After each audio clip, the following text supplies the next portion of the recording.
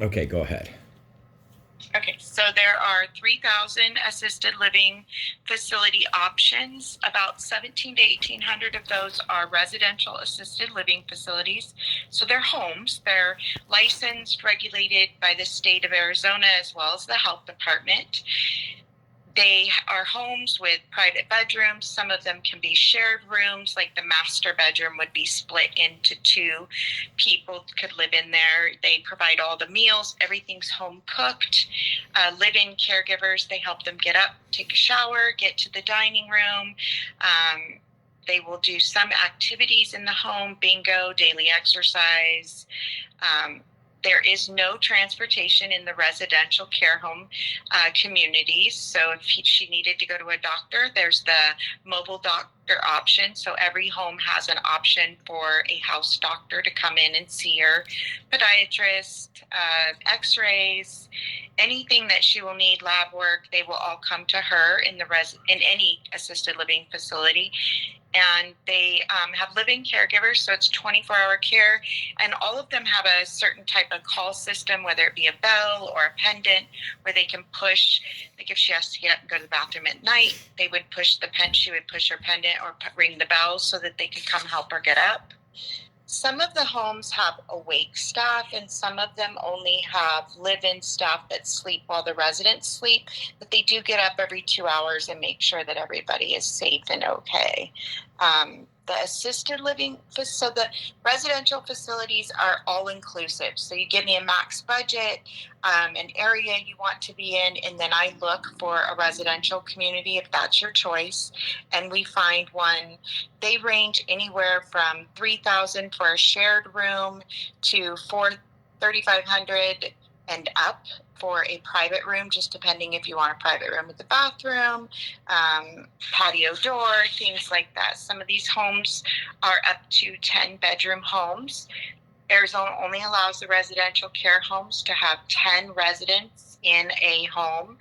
That's all they'll license them for. So then you have the bigger facilities, which I like to call cruise ships on land. They have all the activities, transportation, their apartment style living, where you can have anywhere from a studio to a 2-bedroom. And you're paying in the bigger facilities rent for the apartment and then levels of care.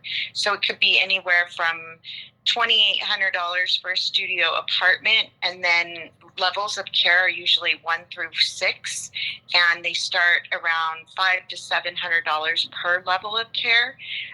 So it can get a little bit more pricey, but they do have the transportation, lots of activities, restaurant dining. They can get their room service in their rooms, housekeeping, laundry, everything in the same as a residential community. It's just for usually more of those who are pretty independent, who like to go to bingo, play cards, go shopping, go out to lunch with a big group. And the assisted living facilities, apartment style living, they do have transportation, but it's usually 10-mile radius from the community that they reside in. So they'll take them to the doctors, any kind of visit, places that they need to go within 10 miles, as long as it's scheduled. And usually transportation is Monday through Friday. In the residential homes, there are options for third-party vendors. There's a lot of non-medical emergency transportation companies that the families sometimes use when they don't want to use the in-house doctor. They want to stay with their primary care. So we help with that, finding the right fit for you. And some of the homes work with certain vendors. Other option is if she wants to go home, there's in-home care. In-home care will range you right now anywhere from $32 an hour to a live-in setting, which they live in the home, they sleep with when the resident sleeps, and then that's about $450 a day for live-in. So there's several options. It just need to know what exactly you're looking for, what budget and geographical area. Right. And then, what's your mom like? So is she very social? Does she love playing cards and bingo? Things like that. Because if she is more into the activities, I would recommend the more community type apartment setting. Right. Yeah. Well, I think she loves activity. She loves being around people, but she also loves her privacy and her freedom. So Mm-hmm. it's going to be a balance. Her budget, I believe, is her Social Security is only about 2,400 a month, Okay. and we live in Anthem. That's where she lives right now, as well. So she lives in a condo in Anthem, and my wife and our kids, we have a house in Anthem. My sisters live in the state of Washington. So So let me ask you, does she have any assets or long-term care insurance? Is she, very, very minimal, very minimal. She's a widow. Her husband passed away in '94, and she went through her assets and eventually had to move in with me and my family in Seattle when we lived there. She moved in with us about 7 years ago. And then when we moved to, well, probably 9 years ago now. And then when we moved to Arizona 2 years ago, we were able to get her own place, mhm. and still have her be close enough to us so that we can still, be here for her. So there's a couple resources for you. If she makes $2,400 and that's it, and she has, let's say, $2,500 in her savings, no money markets, no investment accounts, um, any kind of liquid assets that she can gain from.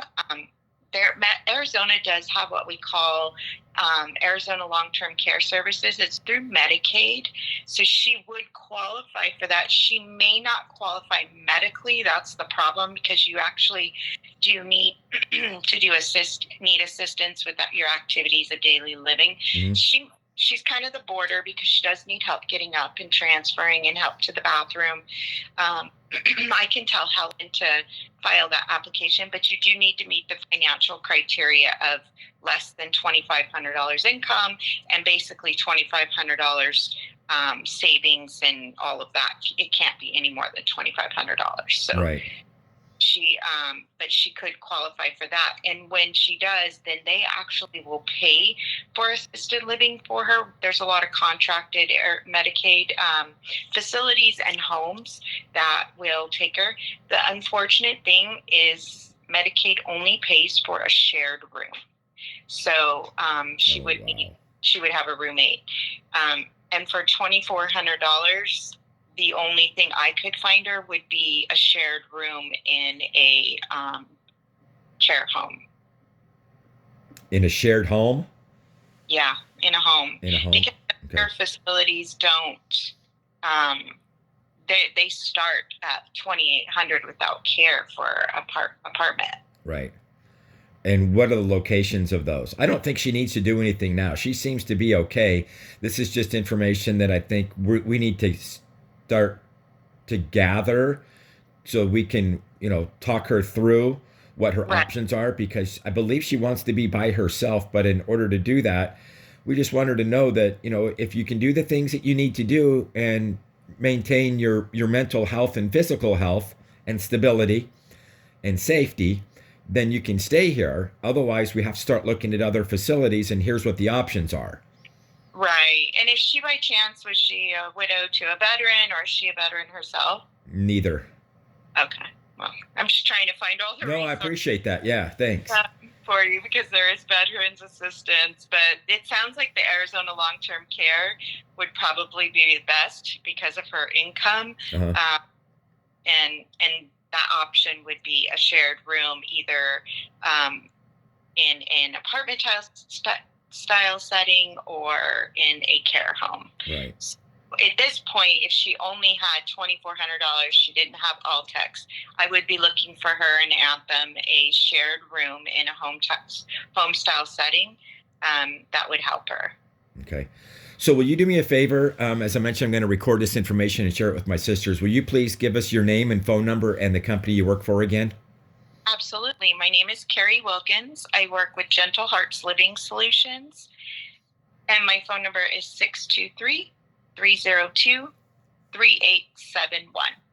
Okay. So, my older sister is going to supposedly be talking to the Freedom Plaza today, getting some more information for her doctor. We're going to see if we can get a letter from the doctor and work with the insurance company on getting a chair lift for her, a stair lift. And once she's got that, once she gets upstairs, she should be fine. It's just getting in and out of her place. She just has to go up one level of stairs to get to the main floor. And the main floor is living room, dining room, kitchen, bathroom, guest room, master suite, living, laundry room. It's all right there. It's just getting her up and down the stairs that may be a challenge since she fell on a flat surface. Right. Okay. Well, let me know if there's any other resources that I can help you with, and I'm happy to answer any of your questions. I appreciate it. Thanks, Carrie. You're welcome. Have a good day. Bye.